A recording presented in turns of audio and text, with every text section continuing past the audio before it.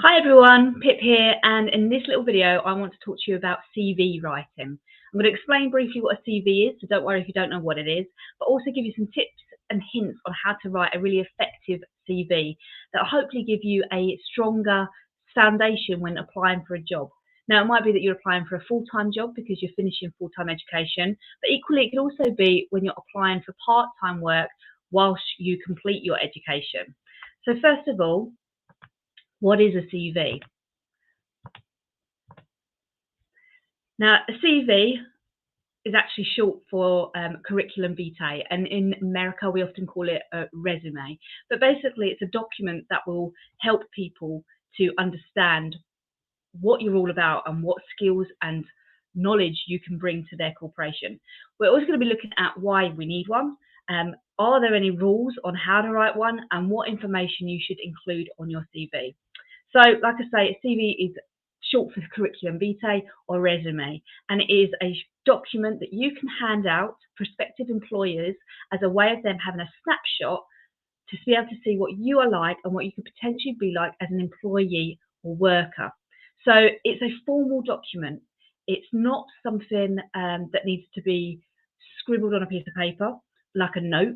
It is something that you need to prepare in advance, and it should be something that is written fairly professionally because it gives a great first impression. But there are certain pieces of information that need to be included on your CV, and I'm going to address them as we go as well. So why do we need one? Well, the world of work is quite a competitive place. When you apply for a job, you may find that you're up against lots of other people applying for that job. So a good CV might help you to stand out to that prospective employer. Like I say, it gives a first impression. You have a process to go through when you're applying for a job. It, generally speaking, is an application form or CV before you get to an interview process. Now, you might be fantastic at interviews, which is great, but if you haven't done a fantastic CV, you might not be able to get to that point and actually be shortlisted for the interview. So like I say, your CV is your first impression, so it's important that we get it right. It is a formal document, so it needs to have accurate information on it as well.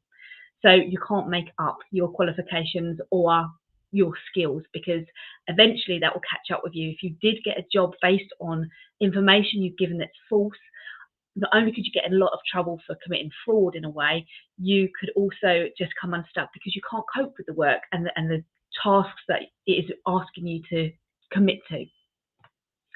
So are there rules on how to write one? Now, technically speaking, there's no rules as such. There's no one way of writing a CV, but there definitely are better ways of writing a CV than others. And I'm going to talk to you a bit about those. And I'm also going to show you some examples. I'm going to show you an example of what I would say is a poorly written CV against a better written CV, so you can avoid those mistakes. So what information should be included in the CV? Lots of information needs to be included in the CV, but it doesn't have to be written like an essay. It almost could be bullet points. You may want to start off your CV with a personal statement. So this can literally be a couple of lines or a small paragraph introducing yourself, saying something about what you're hoping to achieve in the workplace. So this gives the person who's reading your CV an overview of what you're all about. It's important to list your education or any qualifications you've got or are working towards. So if you haven't got any qualifications yet, don't be disheartened. If you're studying towards qualifications, you can put that on your CV as well. If you've got projected or predicted grades, you could include those as well. But don't leave that area blank. You have some form of education. It might not be the traditional sense of an education, but there should be something in that section that you can add in. You also need to talk about your applicable skills, so skills that you've learned from other areas that you think could be applied to different jobs. So for example, being able to type quite quickly on a laptop is a really valuable skill set, especially if you're applying for a job that requires you to type. Being a good communicator, someone who is able to communicate well with people from a different range of and walks of life, again, is a skill set that most jobs require. So even if you think, well, I haven't got any qualifications and I've not got any work experience, think more closely at what are your skills, what are your personal attributes that actually could be applied to another job. And if you're struggling with that, ask the people around you and the people that know you best. Ask them, what are my positive attributes? Because you'll be surprised how many people will be able to list off for you. You can include additional information. So this could be like your interests and your hobbies. I wouldn't make this a big focus of your CV, especially if those hobbies aren't relevant to the job you're applying for. But it might again help an employer to get a better idea as to who you're all about. One thing I would avoid doing is writing socialization as a hobby. It used to be the go-to when I was a teenager, when you didn't have any hobbies to put down on your CV, that you'd write socialization. It doesn't really tell anyone much about you, so I'd avoid putting that on your CV. Now, you can also add a covering letter. So your CV is something that you pre-prepare, and it might be the same document that you send out to multiple jobs in different areas. But your covering letter can be an additional letter that you put on top of your CV that could change depending on what job you're applying for. Now, you can go one step further and alter your CV depending on what jobs you're applying for, in particular your personal statement where you say what your goals are. But an easier way to do this is perhaps just to add a covering letter as well. It's another way of helping you to stand out from other applicants who might have just submitted a CV. And like I say, the CV needs to be a formal document. And whilst you need to write your letter in quite a formal way, set it out correctly, make sure the presentation is good, the information, the way you write, can be a bit more passionate. It doesn't have to be so formally written and rigid. So you could write a couple of paragraphs explaining why you would be such a good asset for your prospective employer. So you could be selling yourself in that covering letter and explain why you really want to work for them. So you potentially have done some research on that business and you've looked into it and decided, actually, I would be an asset to your team because of this. And you can give them reasons. And it's just one other way that you can stand out to prospective employers. Now, some standard things that you need to be aware of when you're writing your CV. One, wherever possible, type it up, especially if you are needing to send it out to multiple places. If you're handwriting CV, it's going to be very time consuming, but generally speaking, a typed document looks much more professional and formal. It's important to use a sensible typeface. Try not to use anything that's difficult to read or a bit too cartoony, perhaps considered a bit immature. You want to stick with a standard formal typeface. Something like Calibri or Times New Roman is a standard. You also don't want to make sure your font is too big. So if you're worried that your CV doesn't have a lot of information on it, and a trick that people try to use is to just enlarge the font writing. But again, this can make your CV look a bit childish. So I wouldn't go above a size 16 fonts when writing your CV. The exception to that is things like headings or your name at the top of your CV. You could go larger for that. You want to use subheadings and paragraphs. You don't want it to read as one long paragraph. Your prospective employer might be going through dozens, maybe even hundreds of applications. So they need to be able to pick out relevant information quickly. And by setting it out in paragraphs with subheadings, it's going to make their jobs a lot easier in doing that. If you submit a CV and that employer has hundreds of and they can't see the information too easily, they may just disregard your CV quite quickly. You need to make sure your contact information is at the top of the CV. Obviously, if they can't get in contact with you, they can't invite you to interview. So one, you need to make sure your contact information is actually on your CV, but also make it in an easily accessible space on your CV. So perhaps at the top as a part of the header. You also need to make sure your email address is sensible. Lots of people set up email addresses when they're quite young, and they might use things like their hobbies as a way of creating a name for their email address. Just review your email address. Does it seem sensible? Does it seem like it would work in a workplace? If not, just set up a new one ready for job applications. So what I want to do now is actually show you some examples. So I have written out my CV in two different ways. The first one is what I call my poor example, and then I'm going to show you a better version of it. Now, like I say, there's no right or wrong way of doing things. These are just tips and guidance, but I hope by showing you the contrast between the two CVs, you'll have a better understanding of how to set out your CV.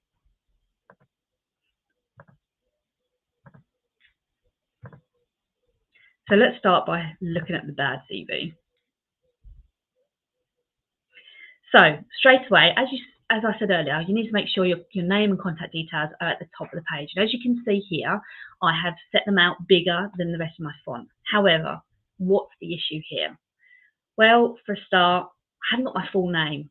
Now, Pip is an unusual name, but if it was put a more generic name or a more common name, and you have multiple people with the same name applying for that job, again, it's going to be difficult for the employer to figure out who is who. And it's just not professional either. You need to put your full name in there. It doesn't have to be in the middle name, it's just your first name and your last name. Now, I said as well, you need to put your contact details at the top as well. Now, I've got a partial postal address here. It needs to be the full postal address. But also, there's no other way of contacting me from this CV. Generally speaking, most people don't write letters when dealing with job applications. Often it's via email or by telephone. So it's important that you put those details onto your CV. This is my personal statement. I'm looking for a full-time job. I like working with children. Well, it's short and sweet and to the point, but it really doesn't say a lot more than that. And actually, that could be applied to so many different jobs. It's just not specific enough. If I was applying for a particular job, for example, working as a teacher in a school, they would need to know a lot more than this. For example, are you a qualified teacher? Have you got experience of working with children? What is it that makes you good at working with children? What are your attributes that help you in this kind of role? So that would be the place I'd need to write it. Then I go on to my work experience, and I've put 2 jobs there, and again, just brief outline. So I've got rough dates, and then I've just got a sentence or two, or just bullet points saying what I did. And again, that is informative, but it could be better. And I will show you in a second the alternative version that goes into a bit more detail. I've put my education, I've just stuck to my degree and my A levels. Now, again, it shows my higher levels of qualification, but what information is actually here? What's it a degree in? What were my A levels in? And how well did I pass those, for example? Skill set. So, I said about being able to apply your skills to different jobs. I've said that I'm organised, hard working, and motivated. But how can I justify this? How can I prove that I am? What would be a really good way of showing that is to be able to give justifications and examples of how you are organised, examples of how you are motivated. And then activities, watching films and socialising. Now, for any prospective employer, those aren't really skills that are going to help in a workplace environment. Socialising, like I say, tends to be something that a lot of people write on their CV. So you might want to think of something a bit more original and unique that, again, is going to help you stand out to others. So I'm going to compare this now with my good CV. Now, you will see there's a lot more detail on this, but then don't be overwhelmed by that. You shouldn't expect your CV to look like this when you're first setting out. I'm showing you my current CV. I have had many previous jobs before I became a teacher, and I've been a teacher for 13 years plus now. So there's a lot going on there. I've worked through further education as well. So don't feel like your CV needs this level of detail. I'm just showing you step by step how to break it down.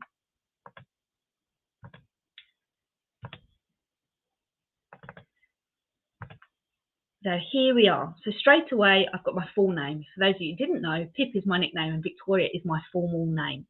So I've got my full name. I would have my full address and also a telephone number. I've got an email address and I've got a website. So I'm going to put my website on there as well. My experience. Now here I go into details of each of my jobs, explaining what I was required to do for that job. And this links into when I said earlier about the skills. How can you justify or show that you can demonstrate those skills? Well, straight away, I mentioned that I've got good organisational skills. And here I put I'm responsible for planning, organising, marketing, blah, blah, blah, blah. So you can see it just breaks down each job role, talking about how I developed different skill sets in each one. So I talked about the responsibilities I had, but also the different skills that I developed as a result of those jobs. And also you'll notice the dates are less vague. So I've got dates, months and years. And what you do if you have started to build experience, work experience, is you start with your most recent job first and then work back through the older jobs in date order. Then we go down to education. So again, with your education, it's slightly different. You don't all structure it necessarily in date order.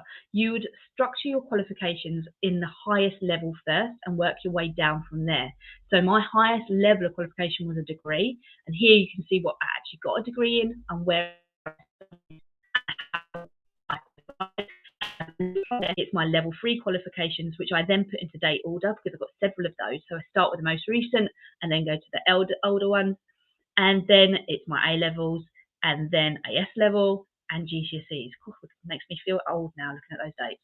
And then at the end, I've put on my interests, which aren't too general. They're quite specific to me. So I do karate, I keep quail, and I forage and process fruits to make jams and fruit leather, and I'm constantly developing my cookery skills by attending sessions at a Kent Cookery School. Now that might seem to some people irrelevant information, but to an employer who perhaps needs someone to keep upskilling and keep training, that shows that I, for example, am willing to keep developing myself professionally. So I'm already self-motivated and do that as part of my day-to-day hobbies effectively. So that's an example of a good CV. Now, if you want to have a go at your own CV, if you haven't written one already, we have put together a little template. I'm going to show you that quickly. This is available for you to download.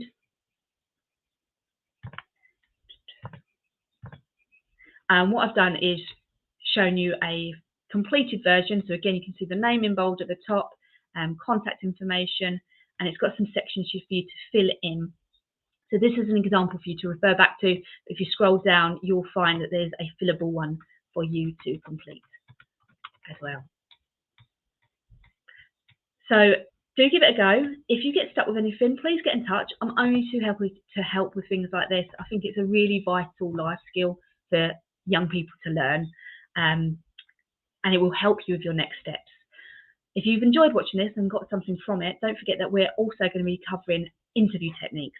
So you've applied for your job, you've used your brand new CV to get into the door. You now need to actually impress them face to face and gain that job and beat all the competition and become employed.